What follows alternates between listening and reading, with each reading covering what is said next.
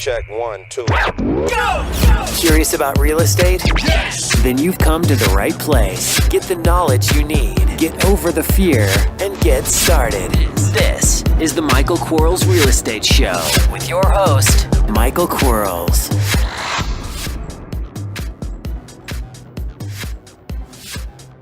Michael Quarles with podcast 46.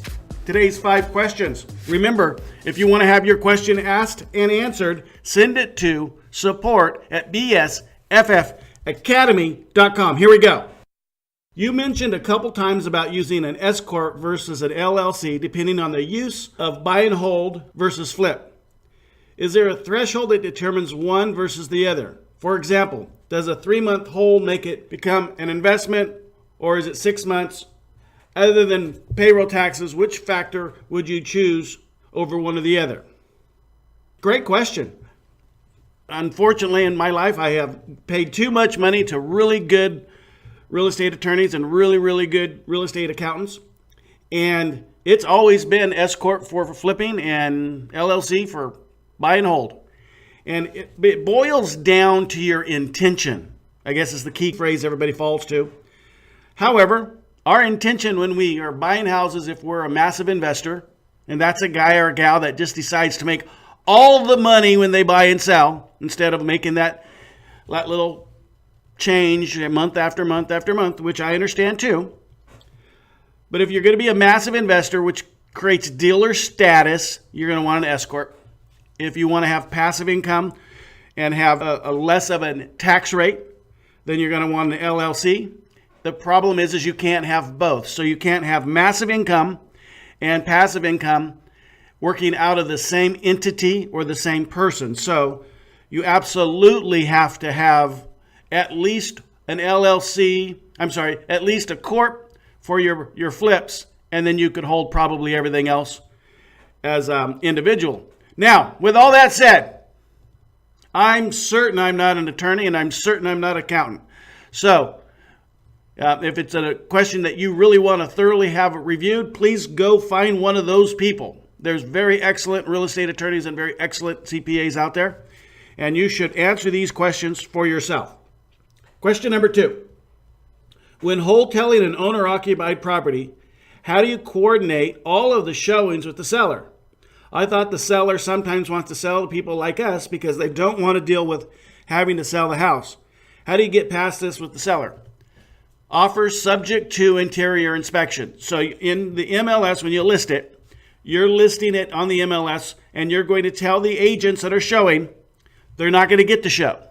They have to write you an offer subject to the interior inspection. Now, guys, gals, they have these little magical things that we carry around in our pocket.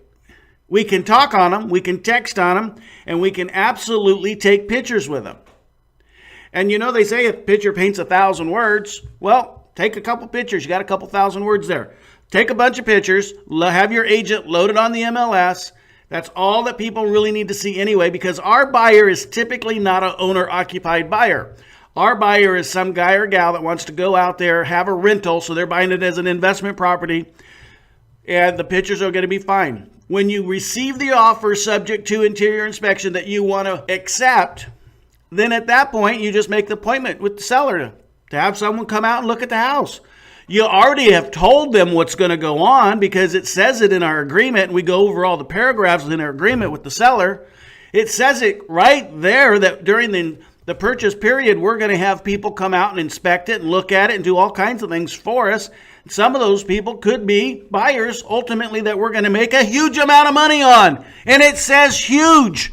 So we're not keeping anything from the seller. Don't worry about it. But you're right. Whoever wrote the question is correct. One of the things the seller doesn't want to have happen is have people trampling through their house, looking at it, and making passing judgment. And that's just not going to happen with offers subject to interior inspection. Before I get to question number 3, if I could, I'd like to talk a little bit about yellowletters.com. It's a company that I'm just so proud of. I've got a staff over there that just cranks out yellow letters and postcards and zip letters and greeting cards, and they do professional letters. I mean, literally, you could call them up and They'll get out your yellow letters for you. We know what works. We know the colors that work, the color combinations that work. Man, we've got, on yellow letters, we've got pink envelopes and blue envelopes and green envelopes and purple envelopes and yellow envelopes and beige envelopes. You have all kinds of choices. We even have this really cool, it's an urgent envelope. It looks like a little FedEx thing, but it's an urgent envelope. But we have some cool stuff over at Yellow Letters, and I just wanted to give them a shout out. I'm just so proud of them. Give the girls a call over there, Hannah, Alexis, or Norma. Man, they're really good people. They'll take your call. They'll talk to you about marketing. If you need a list, they'll do that for you too. But they're there for you. And we've got some great graphics guys. I've got 4 graphics people who do nothing but make sure what you want designed is perfect. I've got some really good guys in production running those machines and those cutters and packaging everything up and getting it to the post office. It is just a really cool place. I'm so proud of the guys and gals that I get to work with over there. And if you need direct mail, give them a holler. Talk to them. Question number 3. What should I do when multiple realtors will not list my property that I have under contract? They all want me to have title to the property before they list it. I have told them that we will list it subject to seller gaining title. Unfortunately, those are what you call agents who don't know exactly the law and the mandate that National Association of Realtors have given us. As a broker myself in California, I was challenged. Now get this. I was challenged by my board of realtors on whether or not I could legally list a property that I did not own constructively. So I didn't own the deed. I just had a contract to purchase, which should give me equitable interest. But being the guy that I am, I'm like this research freak, before I do something, I want to make sure I can do it. That's my type A personality, just gets in the way all the time. And I knew I was right, but my board of realtors challenged me. So I had to go in front of the tribunal, and lo and behold, they brought their attorney. The board of realtors brought their $525 an hour attorney, I know his rate, and I'll tell you why in a second, to the meeting, just to have clarity. So here we are, we're sitting in this meeting, and I'm like, guys, this is all to do for nothing, really. And they start after me, Mike, you can't do this. This is blah, blah, blah, blah, blah. And I said, well, let me tell you how I see it. It clearly states the seller of the property is the one that must authorize the insertion of the property inside the MLS. Yeah, that's what it says, they said. I'm thinking, these are realtors. They're supposed to know more than this. I said, so who is the seller once a person relinquishes the seller rights to a buyer and the contract they use doesn't allow that owner to have contingency or backup offers? Who is then the seller? They all look at each other like, what did he just say? Do you understand what he just said? And they look at each other some more. And I said it again. I said, if I buy someone's property and my agreement doesn't allow them to sell it to anybody else, do I become the seller? They all look at each other again. I mean, there's wind in the room. They're shaking their heads so much they don't know what I'm talking about. Thank goodness they brought the attorney. They looked at the attorney, and the attorney said, that would make Mike the seller. They look at each other, they get big old eyeballs, and they go, what? Yeah. And I said, that's the Association of Realtors mandate. A long time ago when we used to trade property. There was a day in our life that we didn't have all this fancy computer stuff, and we actually could trade property. So I'm going to trade you this boat for this house, and I'm going to do this, and I'm going to do this. Well, the wisdom of NAR way back in the day had to account for all of that kind of trading that was going on. And so once someone had the right to buy something, they became the seller of that property. And so with their attorney present, they all stood up and say, we're sorry, Michael, we didn't mean to pull you in here for nothing. I said, well, you did, but oh well, we won't talk about that anymore. So I absolutely know I'm right. And of course, my local board of realtors don't want me to say this or talk about this much. But anyway, I still do. All I can say is find another realtor. Keep talking. Keep talking. Find a realtor or an agent or a broker who's investor friendly. Call your closing company, your escrow company, and say, hey, who do you know that's works with investors, who's investor friendly? Who do you know that's an investor themselves? Find that person. I hate saying it. It's like I want to vomit when I say this a little bit, but almost if you have to, go online and get one of those flat fee listing companies and go that route. In some cases, having a house listed as a flat fee listing is better than not having that house listed at all. So, pay the $1.99 or the $199, get it on the MLS, and go that route. Just do that if you can't find an agent. Great question. Question number 4. This is my shortest question I've ever been asked. This is a cool one. It's going to be quick. Should real estate investors have multiple phone numbers? Yes. You should have one personal one that everybody calls you on that you know personally.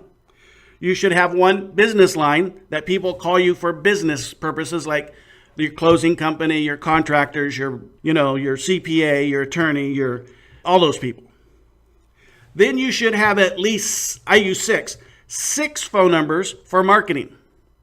Because we're going to send out a yellow letter, a postcard, another postcard, a professional letter, a greeting card, and a zip letter. Now, if we're doing other kinds of advertising like TV and radio, and we should just have another phone number. Phone numbers are only $5 a month, folks. And then if you're doing multiple areas, have multiple phone numbers in those areas because you want to keep the zip code. I thought it was going to be a short answer. It's turning into a long answer. Very sorry. You want to have the right zip code if you're marketing that area. And they're only $5. Who cares? I mean, let's face it, we're going to make $40,000 a house. We can afford $5 a phone number. Okay? I know it's a monthly fee. So if you were in 2 cities, 6 times 2 is 12. 12 times 5 is 60. And correct me if I'm wrong on my math. You guys send in a letter if I'm wrong. 60 times 12 months is $720. You buy 12 houses, that's $27,000 a house, that's $324,000. Well, you got $720 you subtract, and you get the rest, okay? It's not that big of a deal, but you need to be set up correctly. I believe that and it's really turning into a long answer. Son of a gun. I believe, personally, I use a Skype phone number to call all my sellers, and my Skype line, I have a Skype recorder on it. So when I'm calling sellers, we're recording it. Everybody gets recorded so we can follow up and see how we did, how bad we did, how good we did. Hear motivation that we didn't hear the first time, or hear lack of motivation we thought we heard the first time. Then I use my Ring Centrals to collect all the calls. I mean, it's a pretty complex, simple system. Complex in that it takes a little bit to set up. Simple after you have it set up. But man, some of the nice features, if you got like Ring Central, because it's got your app phone or phone app, and Skype has your phone app, and it's cool. It's really awesome and cool. Everybody gets recorded. Everybody gets recorded. I think I'm done with that question number 4. I might come back to it if I think of something else, well, I did. In the old days, I used to preach. I wrote a chapter about this in one of the books I wrote. I used to preach, carry around 2 cell phones. Because when it rang, that was marketing. You needed to answer that thing. I don't care what you were doing, short of, in the toilet or something, you had to answer that phone. But nowadays, because we have Skype lines that we can put on our phone, basically I have 3 phones on my phone because I have my Skype line, my Ring Central line, and my regular phone number. So I know what's going on my phone. I know who's calling, what type of person's calling me. So, works great. Works absolutely great. Question number 5. Would you please go over how you approached the numbers? I've seemed to recall you mentioning that you buy at X% of as-is value. How do you go about determining that number? And I'm slow today because I got up and I felt a little sick, so I'm a little slow this morning. I'm slow most mornings, but this morning I'm overly slow. I won't tell you how slow I am this morning, but it would be a good joke. So, I got to keep it, clean kind of stuff. Anyway, I'm thinking they're asking, how do I determine as-is value? But if they're only asking me how do I determine the percentage of as-is value, I think it's a simple formula. I want to make certain amounts of money. And I know that 8.25% of what I sell something for is going to be cost on buying it and selling it. And I know I need to take 10% of my profit and add it back in. So let's assume for a second, and these are raw numbers, just numbers off the top of my head. And the way I feel, I'm sure they're not going to be right. But let's assume for a second I have a $100,000 piece of property and I want to make $27,000 profit, right? So I'm going to take the $27,000, set that to the side. I'm going to take 10% of the $27,000, set that to the side. So that's $2,700. I'm going to take 8.25% of the sales price of $100,000, so that's $8,250. I'm going to add those three numbers together. So 27,000, 2,700, so that would be 29,700. And then there 8,000, so that would be 37,700. And then 825. So 38,000 and some. So I know that my offer to the seller has to be that number minus 100 if I want to make 27,000. Now, I know that the 2,700, what's that for? That's really, you made that too. But I want to always have my marketing machine going, always primed to go. And you have to respect it. You have to have the money allocated for it. If you don't, you're not going to be in business long. So you have to, on purpose, 10% of what you earn, what you expect to earn, you have to take that number and go back into it and go more. And I just use, that's an easy formula for me. Now, if the question was, how do you determine as-is value? Boy, I tell you, here's what we'll do. Because this is already one of the longest 5-question podcasts I've done. So here's what we're going to do. If we get enough questions on how to determine ARV or as-is sent to me over the next week, I'll ask Riley, who is friggin' an angel. I mean, oh my goodness. I have, my wife's an angel. It's just special. I mean, she's just awesome. I got married not too long ago, and people asked me what it felt like. It felt like talcum powder. It just feels so good. You put your, talcum powder stuff on hands and stuff.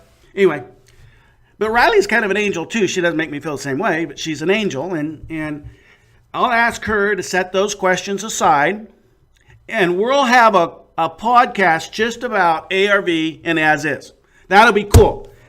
And until next time, guys, think about what I said earlier with yellow letters. I mean, they're really super good over there. Yeah, maybe I have a little bit of bias, but give them a holler if you need some direct mail. Until next time, bye-bye. Thanks for listening to the Michael Quarles Real Estate Show. Get more info and stay in touch at michaelquarles.com.